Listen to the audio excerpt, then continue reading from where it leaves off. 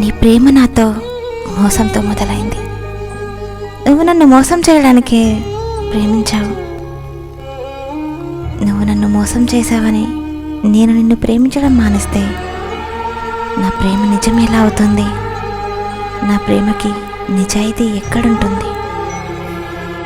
అందుకే నిజంగా ప్రేమించేవారు ఒంటరిగా మిగిలిపోతున్నారు. నిజాయితీ గల ప్రేమకి విజయం ఎన్నటికీ ఉండదు. అబద్ధం గల ప్రేమకి విజయం ఎప్పుడు ముందే ఉంటుంది. ప్రేమంటే గుడ్డిది అని అంటారు. అవును, ప్రేమ గుడ్డిదే.